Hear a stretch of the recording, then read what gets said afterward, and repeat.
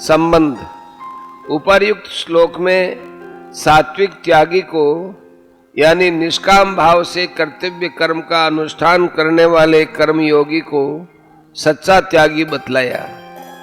इस पर यह शंका होती है कि निषिद्ध और काम्य कर्मों की भांति अन्य समस्त कर्मों का स्वरूप से त्याग कर देने वाला मनुष्य भी तो सच्चा त्यागी हो सकता है, फिर केवल निष्काम भाव से कर्म करने वाले को ही सच्चा त्यागी क्यों कहा गया?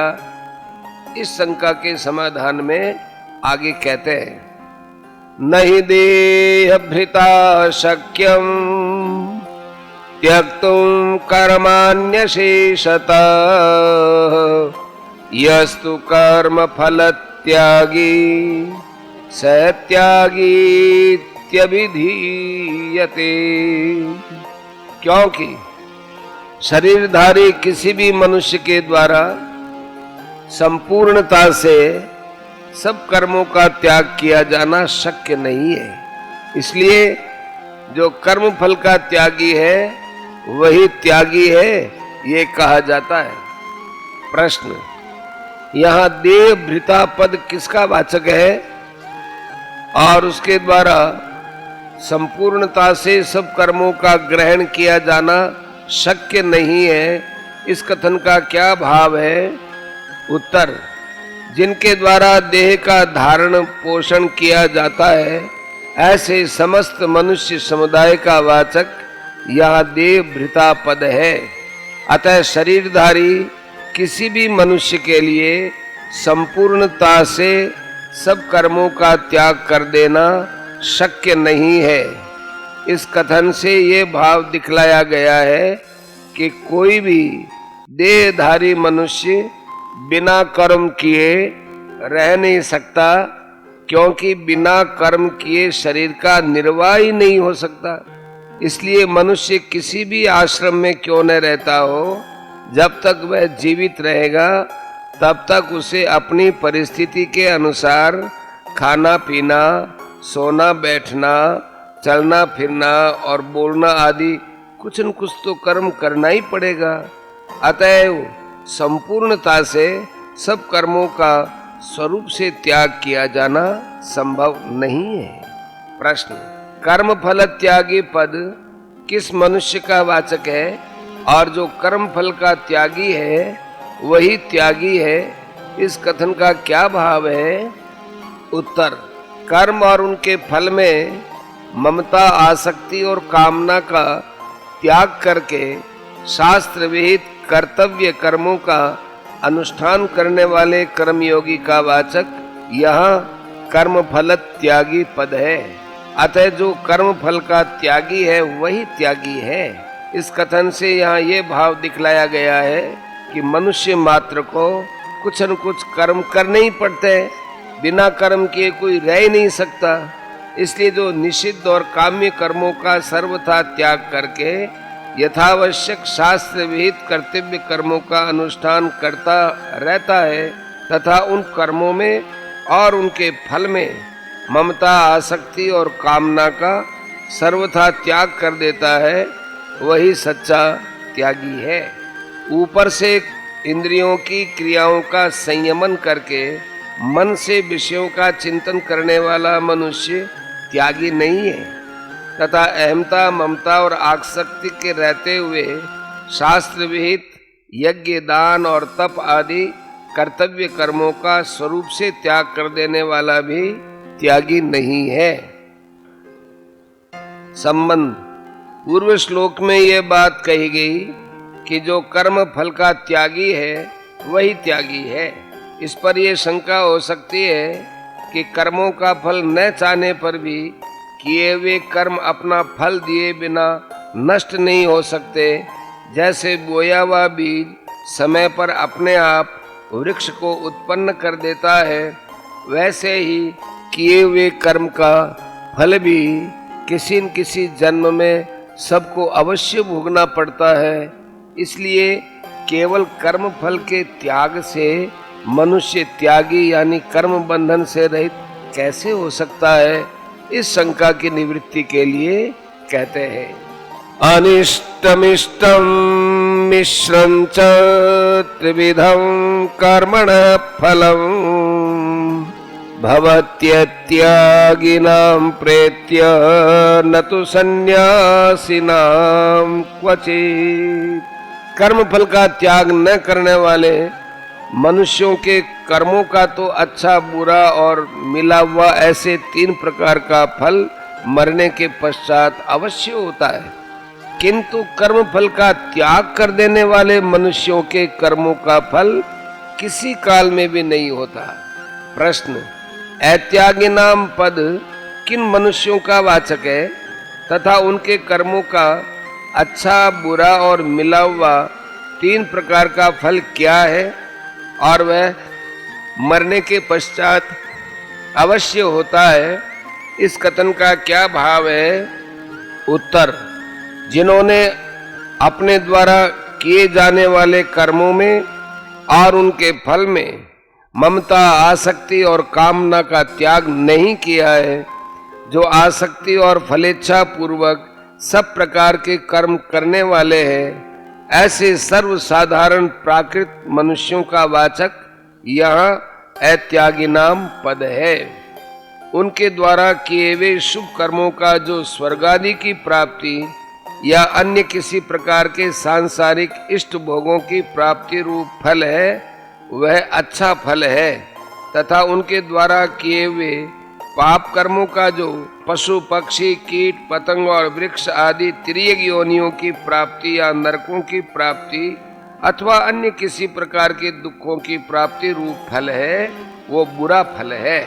इसी प्रकार जो मनुष्य आदि योनियों में उत्पन्न होकर कभी इष्ट भोगों को प्राप्त होना और कभी अनिष्ट भोगों को प्राप्त होना, ये मिश्रित फल है।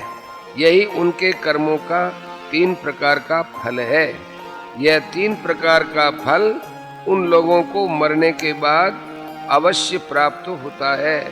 अतः इस कथन से या ये भाव दिखलाया गया है कि उन पुरुषों के कर्म अपना फल भुगताए बिना नष्ट नहीं हो सकते, जन्म जन्मांतरों में शुभाशुभ फल देते रहते हैं। इसीलिए ऐसे मनुष्य संसार चक्र में घूमते रहते हैं। प्रश्न, यहाँ प्रेत्य पद से ये बात कही गई है कि उनके कर्मों का फल मरने के बाद होता है, तो क्या जीते हुए उनके कर्मों का फल नहीं होता? उत्तर, वर्तमान जन्म में मनुष्य प्रायः पूर्वकृत कर्मों से बने हुए प्रारब्ध का ही भोग करता है। नवीन कर्मों का फल वर्तमान जन्म में बहुत कम भोगा जाता है। इसलिए एक मनुष्य योनि में किए हुए कर्मों का फल अनेक योनियों में अवश्य भोगना पड़ता है। ये भाव समझाने के लिए यहाँ प्रेत्य पद का प्रयोग करके मरने के बाद फल भोगने की बात कही गई है। प्रश्न, तू अव्यय का यहाँ क्या भाव है? उत्तर, कर्म फल का त्याग न करने वाले की अपेक्षा कर्म फल का त्याग करने वाले पुरुषों की अत्यंत श्रेष्ठता और विलक्षणता प्रकट करने के लिए यहाँ तू अव्यय का प्रयोग किया गया है। प्रश्न, सन्यासी नाम पद किन मनुष्यों का वाचक है और उनके कर्मों का फल कभी नहीं होता, इस कथन का क्या भाव है? उत्तर, कर्मों में और उनके फल में ममता, आसक्ति और कामना का जिन्होंने सर्वथा त्याग कर दिया है, 10वें श्लोक में त्यागी के नाम से जिसके लक्षण किए गए हैं, 6ठे अध्याय के पहले श्लोक में जिनके लिए सन्यासी और योगी दोनों पदों का प्रयोग किया गया है, तथा दूसरे अध्याय के 51वें श्लोक में जिनको अनामय पद की प्राप्ति होना बतलाया है, ऐसे कर्म योगियों का वाचक यहाँ सन्यासी नाम पद है। अतः सन्यासियों के कर्म का फल कभी नहीं होता, इस कथन से ये भाव दिखलाया गया है कि इस प्रकार कर्म फल का त्याग कर देने वाले त्यागी जितने कर्म करते हैं वे भुने हुए बीज के भांति होते हैं, उनमें फल उत्पन्न करने की शक्ति नहीं होती। तथा इस प्रकार यज्ञार्थ किए जाने वाले निष्काम कर्मों से पूर्व संचित समस्त शुभाशुभ कर्मों का भी नाश हो जाता है, जैसा कि चौथे अध्याय के 23वें श्लोक में कहा है। इस कारण उनके इस जन्म में या जन्मांतरों में किए हुए किसी भी कर्म का किसी प्रकार का भी फल किसी भी अवस्था में जीते हुए या मरने के बाद कभी नहीं होता। वे कर्म बंधन से सर्वथा मुक्त हो जाते हैं। संबंध। पहले श्लोक में अर्जुन ने संन्यास और त्याग का तत्व अलग अलग जानने की इच्छा प्रकट की थी। इसके उत्तर में भगवान ने दूसरे और तीसरे श्लोकों में इस विषय पर विद्वानों के भिन्न भिन्न मत बतलाकर अपने मत के अनुसार चौथे श्लोक से 12वें श्लोक तक त्याग का यानी कर्म योग का तत्व भली भांति समझाया।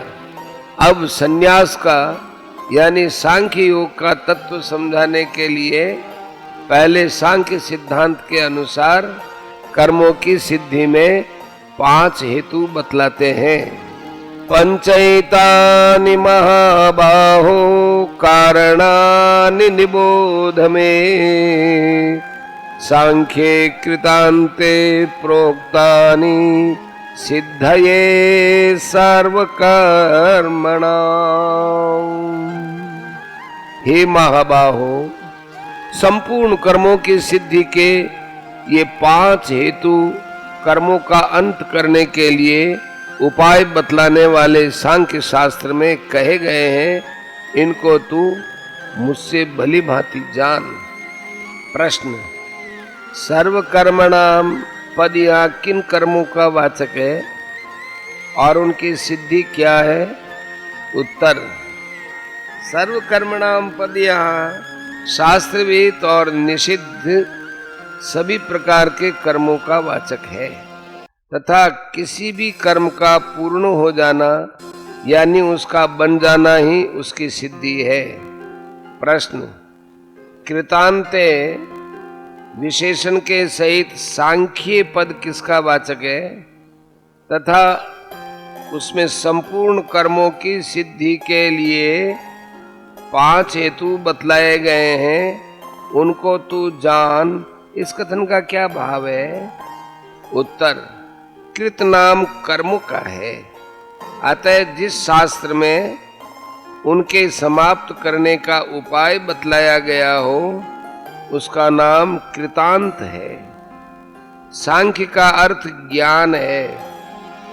सम्यक ख्यायते ज्ञायते परमात्मा अनेन इति सांख्यम तत्वज्ञानम। अतएव जिस शास्त्र में तत्वज्ञान के साधन रूप ज्ञान योग का प्रतिपादन किया गया हो उसको सांख्य कहते हैं। इसलिए यहाँ कृतांते विशेषण के सहित सांख्य पद उस शास्त्र का वाचक मालूम होता है जिसमें ज्ञान योग का भली भांति प्रतिपादन किया गया हो और उसके अनुसार समस्त कर्मों को प्रकृति द्वारा किए हुए एवं आत्मा को सर्वथा अकर्ता समझकर कर्मों का अभाव करने के लिए रीति बतलाई गई हो। इसीलिए यहाँ संपूर्ण कर्मों की सिद्धि के ये 5 हेतु सांख्य सिद्धांत में बतलाए गए हैं, उनको तू मुझसे भली भांति जान। इस कथन से भगवान ने ये भाव दिखलाया है कि आत्मा का अकर्तृत्व सिद्ध करने के लिए उपर्युक्त ज्ञान योग का प्रतिपादन करने वाले शास्त्र में समस्त कर्मों की सिद्धि के जो 5 हेतु बतलाए गए हैं, जिन 5 के संबंध से समस्त कर्म बनते हैं, उनको मैं तुझे बतलाता हूँ, तो सावधान होकर सुन। संबंध। अब इन 5 हेतुओं के नाम बतलाते हैं। अधिष्ठानम तथा कर्ता करणं च पृथक विधम विविधाश्च पृथक् चेष्टा दैवं चैवात्र पंचमम्। इस विषय में अर्थात कर्मों की सिद्धि में अधिष्ठान और कर्ता तथा भिन्न भिन्न प्रकार के कारण एवं नाना प्रकार की अलग अलग चेष्टाएं और वैसा ही पांचवा हेतु दैव है। प्रश्न, अधिष्ठानम पद यहाँ किसका वाचक है? उत्तर, अधिष्ठानम पद यहाँ मुख्यतः से कर्ण और क्रिया के आधार रूप शरीर का वाचक है, किंतु गौण रूप से यज्ञ आदि कर्मों में तद विषयक क्रिया के आधारभूत भूमि आदि का वाचक भी माना जा सकता है। प्रश्न, कर्ता पद यहाँ किसका वाचक है? उत्तर, यहाँ कर्ता पद प्रकृतिस्थ पुरुष का वाचक है। इसी को 13वें अध्याय के 21वें श्लोक में भोक्ता बतलाया है और तीसरे अध्याय के 27वें श्लोक में अहंकार विमूढ़ात्मा कहा है। प्रश्न, पृथक विदम विशेषण के सहित कर्णम पद किसका वाचक है? उत्तर, मन, बुद्धि और अहंकार भीतर के करण है तथा 5 ज्ञानेंद्रियां और 5 कर्मेंद्रियां, ये 10 बाहर के करण हैं। इनके सिवा और भी जो श्रुवा आदि उपकरण यज्ञ आदि कर्मों के करने में सहायक होते हैं, वे सब बाह्य करण के अंतर्गत है। इसी प्रकार भिन्न भिन्न कर्मों के करने में जितने भी भिन्न भिन्न द्वार या सहायक हैं, उन सब का वाचक यहाँ पृथक विधम विशेषण के सहित कर्णम पद है। प्रश्न, विविधा और पृथक इन दोनों पदों के सहित चेष्टा पद किसका वाचक है? उत्तर, एक स्थान से दूसरे स्थान में गमन करना, हाथ पैर आदि अंगों का संचालन, श्वासों का आना जाना, अंगों को सिकोड़ना फैलाना, आंखों को खोलना और मूंदना, मन में संकल्प विकल्पों का होना आदि जितनी भी हलचल रूप चेष्टाएं हैं, उन नाना प्रकार की भिन्न भिन्न समस्त चेष्टाओं का वाचक यहाँ विविधा और पृथक इन दोनों पदों के सहित चेष्टा पद है। प्रश्न, यह दैवम पद किसका वाचक है और उसके साथ पंचमम पद के प्रयोग का क्या भाव है? उत्तर, पूर्वकृत शुभाशुभ कर्मों के संस्कारों का वाचक यहाँ दैवम पद है। प्रारब्ध भी इसी के अंतर्गत है।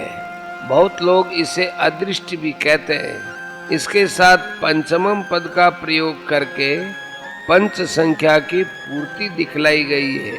अभिप्राय यह है कि पूर्व श्लोक में जो 5 हेतुओं के सुनने के लिए कहा गया था, उसमें 4 हेतु तो दैवम के पहले बतला दिए गए। अब 5वां हेतु यह दैव है।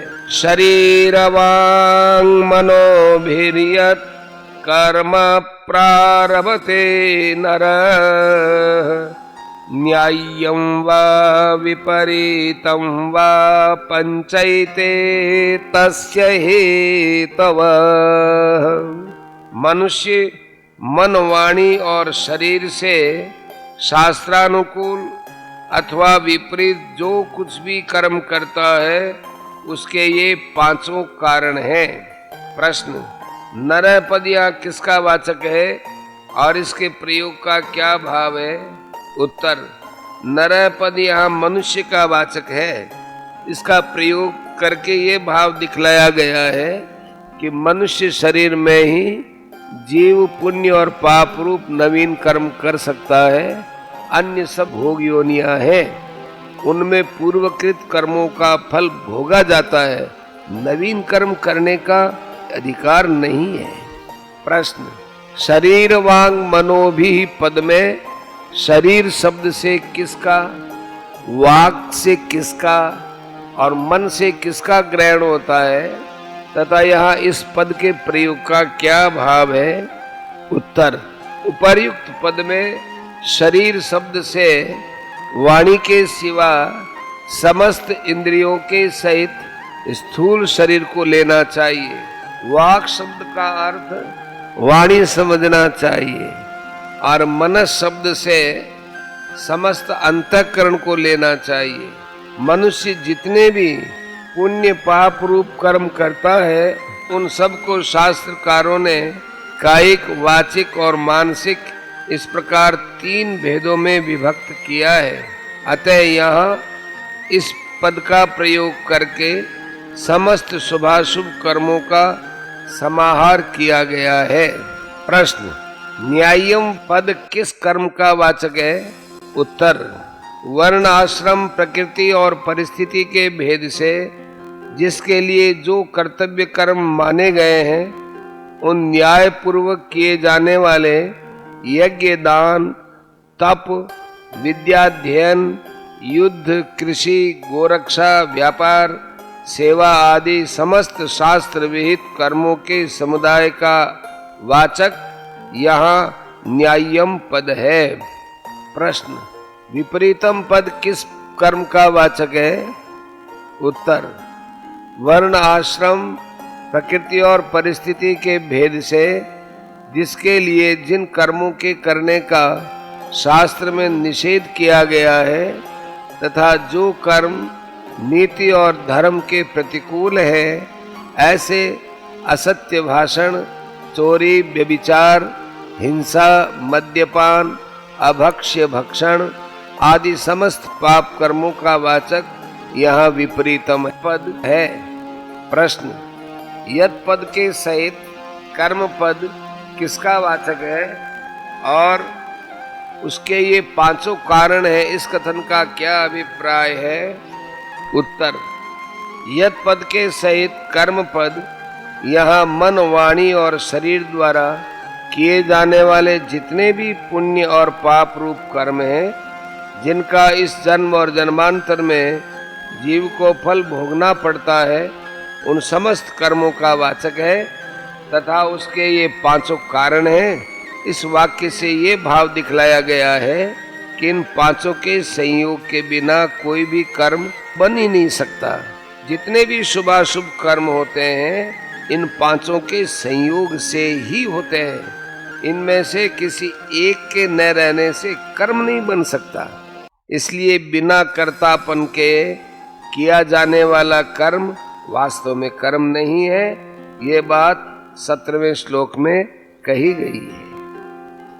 संबंध, इस प्रकार सांख्य योग के सिद्धांत से समस्त कर्मों की सिद्धि के अधिष्ठान आदि 5 कारणों का निरूपण करके अब वास्तव में आत्मा का कर्मों से कोई संबंध नहीं है। आत्मा सर्वथा शुद्ध, निर्विकार और अकर्ता है। यह बात समझाने के लिए पहले आत्मा को कर्ता मानने वाले की निंदा करते हैं। तत्रैवं सति कर्तारम् आत्मानं केवलं तु यः पश्यत्यकृतबुद्धित्वान् न स पश्यति दुर्मतिः। परंतु ऐसा होने पर भी जो मनुष्य अशुद्ध बुद्धि होने के कारण इस विषय में अर्थात कर्मों के होने में केवल शुद्ध स्वरूप आत्मा को कर्ता मानता है, वह मलिन बुद्धि वाला अज्ञानी यथार्थ नहीं समझता। प्रश्न, यह एवं के सहित सतिपद का क्या भाव है? उत्तर, एवं के सहित सतिपद का प्रयोग करके ये भाव दिखलाया है कि समस्त कर्मों के होने में उपर्युक्त अधिष्ठान आदि ही कारण है। आत्मा का इन कर्मों से वास्तव में कुछ भी संबंध नहीं है। इसलिए आत्मा को कर्ता मानना किसी प्रकार भी संभव नहीं है। तो भी लोग मूर्खतावश अपने को कर्मों का कर्ता मान लेते हैं। ये कितने आश्चर्य की बात है। प्रश्न, अकृत बुद्धित्वात् का क्या भाव है? उत्तर, सत्संग और सत्शास्त्रों के अभ्यास द्वारा तथा विवेक, विचार और शम दमादि आध्यात्मिक साधनों द्वारा जिसकी बुद्धि शुद्ध की हुई नहीं है, ऐसे प्राकृत अज्ञानी मनुष्य को अकृत बुद्धि कहते हैं। अतः यहाँ अकृत बुद्धित्वात् पद का प्रयोग करके आत्मा को कर्ता मानने का हेतु बतलाया गया है।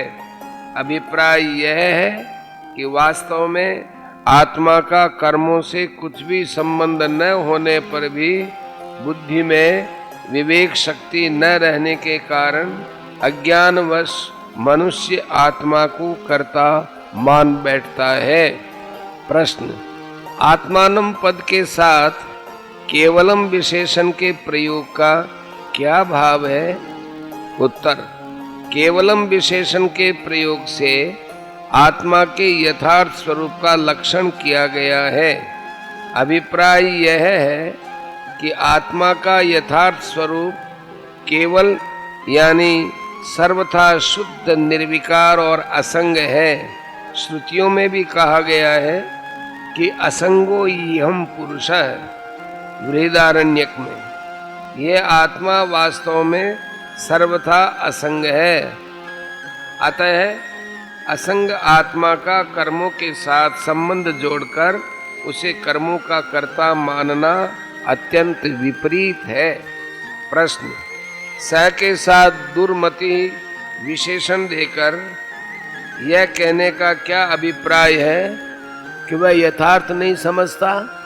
उत्तर, उपर्युक्त प्रकार से आत्मा को कर्ता समझने वाले मनुष्य की बुद्धि दूषित है। उसमें आत्म स्वरूप को यथार्थ समझने की शक्ति नहीं है। यह भाव दिखाने के लिए यहाँ दुर्मति विशेषण का प्रयोग किया गया है तथा वह यथार्थ नहीं जानता। इस कथन से ये भाव दिखलाया गया है कि जो 13वें अध्याय के 29वें श्लोक के कथनानुसार समस्त कर्मों को प्रकृति का ही खेल समझता है और आत्मा को सर्वथा अकर्ता समझता है, वही यथार्थ समझता है। इससे विपरीत आत्मा को कर्ता समझने वाला मनुष्य अज्ञान और अहंकार से मोहित है, जैसा कि 3 अध्याय के 27वें श्लोक में कहा। इसलिए उसका समझना ठीक नहीं है, गलत है। प्रश्न, 14वें श्लोक में कर्मों के बनने में जो 5 हेतु बतलाए गए हैं, उनमें अधिष्ठान आदि 4 हेतु तो प्रकृति जनित ही है, परंतु कर्ता रूप 5वां हेतु प्रकृतिस्थ पुरुष को माना गया है। और यहाँ ये बात कही गई है कि आत्मा कर्ता नहीं है, संग रहित है। इसका क्या अभिप्राय है? उत्तर, इस विषय में ये समझना चाहिए कि वास्तव में आत्मा नित्य, शुद्ध, बुद्ध, निर्विकार और सर्वथा असंग है। प्रकृति से, प्रकृति जनित पदार्थों से या कर्मों से उसका कुछ भी संबंध नहीं है, किंतु अनादि सिद्ध अविद्या के कारण असंग आत्मा का ही इस प्रकृति के साथ संबंध सा हो रहा है। अतः वह प्रकृति द्वारा संपादित क्रियाओं में मिथ्या अभिमान करके स्वयं उन कर्मों का कर्ता बन जाता है। इस प्रकार कर्ता बने हुए पुरुष का नाम ही प्रकृतिस्थ पुरुष है। वह उन प्रकृति द्वारा संपन्न हुई क्रियाओं का कर्ता बनता है, तभी उनकी कर्म संज्ञा होती है और वे कर्म फल देने वाले बन जाते हैं। इसलिए उन प्रकृतिस्थ पुरुष को अच्छी बुरी योनियों में जन्म धारण करके उन कर्मों का फल भोगना पड़ता है। 13वां अध्याय 21वां श्लोक। इसलिए 14वें श्लोक में कर्मों की सिद्धि के 5 हेतु में एक हेतु जो कर्ता माना गया है वह प्रकृति में स्थित पुरुष है, और यहाँ आत्मा के केवल यानी संग रहित शुद्ध स्वरूप का वर्णन है। अतः उसको अकर्ता बतलाकर उसके यथार्थ स्वरूप का लक्षण किया गया है। जो आत्मा के यथार्थ स्वरूप को समझ लेता है उसके कर्मों में कर्ता रूप पांचवा हेतु नहीं होता। इसी कारण उसके कर्मों की कर्म संज्ञा ही नहीं होती। यही बात अगले श्लोक में समझाई गई है। संबंध: आत्मा सर्वथा शुद्ध, निर्विकार और अकर्ता है। इस बात को समझाने के लिए आत्मा को कर्ता मानने वाले की निंदा करके अब आत्मा के यथार्थ स्वरूप को समझकर उसे अकर्ता समझने वालों की स्तुति करते हैं। यस्य नाहं कृतो भावो बुद्धिर्यस्य न लिप्यते हत्वापि स इमान् लोकान् न हन्ति न निबध्यते। जिस पुरुष के अंतःकरण में मैं करता हूं ऐसा भाव नहीं है तथा जिसकी बुद्धि सांसारिक पदार्थों में और कर्मों में लिपायमान नहीं होती, वह पुरुष इन सब लोकों को मार करके भी वास्तव में न तो मरता है और न पाप से बंधता है। प्रश्न: यहाँ यस्य पद किसका वाचक है तथा मैं करता हूं इस भाव का न होना क्या है? उत्तर: यहाँ यस्य पद समस्त कर्मों को प्रकृति का खेल समझने वाले सांख्य योगी का वाचक है। ऐसे पुरुष में जो देहाभिमान न रहने के कारण कर्तापन का सर्वथा अभाव हो जाना है, यानी मन, इंद्रियों और शरीर द्वारा की जाने वाली समस्त क्रियाओं में अमुक कर्म मैंने किया है, ये मेरा कर्तव्य है, इस प्रकार के भाव का लेश मात्र भी न रहना है, यही मैं करता हूं इस भाव का न होना है। प्रश्न: बुद्धि का लिपायमान न होना क्या है? उत्तर: कर्मों में और उनके फल रूप स्त्री, पुत्र, धन, मकान, मान, बढ़ाई, स्वर्ग सुख आदि इस लोक और परलोक के समस्त पदार्थों में ममता, आसक्ति और कामना का अभाव हो जाना, किसी भी कर्म से या उसके फल से अपना किसी प्रकार का भी संबंध न समझना तथा उन सब को स्वप्न के कर्म और भोगों के भांति क्षणिक, नाशवान और कल्पित समझ लेने के कारण अंतःकरण में उनके संस्कारों का संग्रहित न होना, यही बुद्धि का लिपायमान न होना है। प्रश्न: वह पुरुष इन सब लोगों को मारकर भी वास्तव में न तो मरता है और न पाप से बंधता है, इस कथन का क्या भाव है?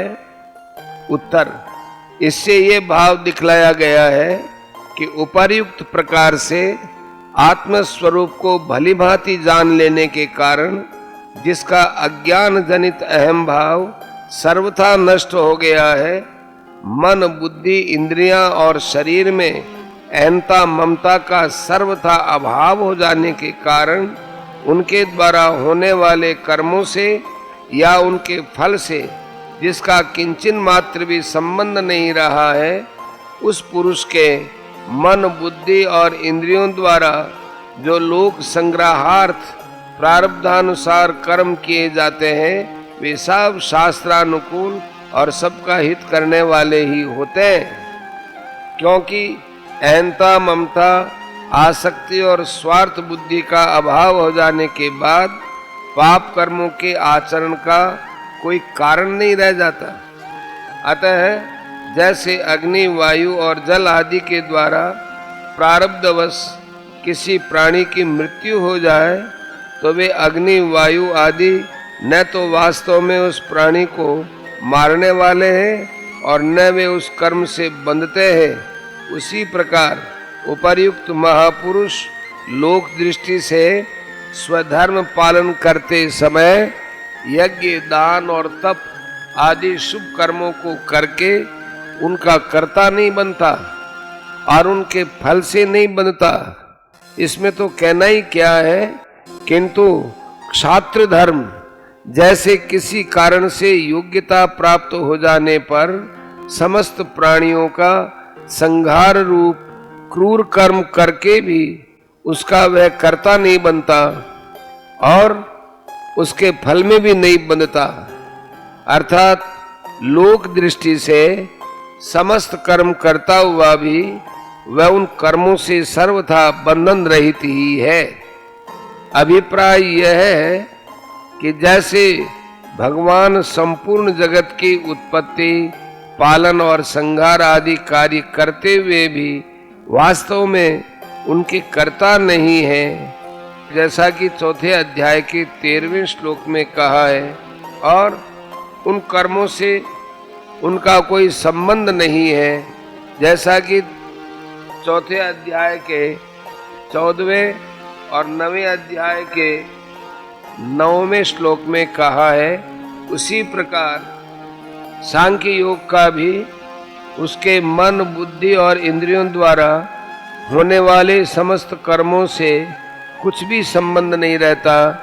ये बात अवश्य है कि उसका अंतःकरण अत्यंत शुद्ध तथा अहमता, ममता, आसक्ति और स्वार्थ बुद्धि से रहित हो जाने के कारण उसका मन, बुद्धि और इंद्रियों द्वारा राग, द्वेष और अज्ञान मूलक चोरी, व्यभिचार, मिथ्या भाषण, हिंसा, कपट, दंभ आदि पाप कर्म नहीं होते। उसकी समस्त क्रियाएं वर्णाश्रम और परिस्थिति के अनुसार शास्त्रानुकूल ही हुआ करती हैं। इसमें भी उसे किसी प्रकार का प्रयत्न नहीं करना पड़ता, उसका स्वभाव ही ऐसा हो जाता है। संबंध। इस प्रकार संन्यास योग का तत्व समझने के लिए आत्मा के अकर्तापन का प्रतिपादन करके अब उसके अनुसार कर्म के अंग प्रत्यंगों को भली भांति समझाने के लिए कर्म प्रेरणा और कर्म संग्रह का प्रतिपादन करते हैं। ज्ञानं ज्ञेयं परिज्ञाता त्रिविधा कर्म चोदना करणं कर्म कर्तेति त्रिविधा कर्म संग्रह। ज्ञाता, ज्ञान और ज्ञेय, यह 3 प्रकार की कर्म प्रेरणा है, और कर्ता, करण तथा क्रिया, यह 3 प्रकार का कर्म संग्रह है। प्रश्न। ज्ञाता, ज्ञान और ज्ञेय ये तीनों पद अलग अलग किन किन तत्वों के वाचक हैं तथा ये 3 प्रकार की कर्म प्रेरणा है, इस कथन का क्या भाव है? उत्तर। किसी भी पदार्थ के स्वरूप का निश्चय करने वाले को ज्ञाता कहते हैं। वह जिस वृत्ति के द्वारा वस्तु के स्वरूप का निश्चय करता है उसका नाम ज्ञान है, और जिस वस्तु के स्वरूप का निश्चय करता है उसका नाम ज्ञेय है। यह 3 प्रकार की कर्म प्रेरणा है।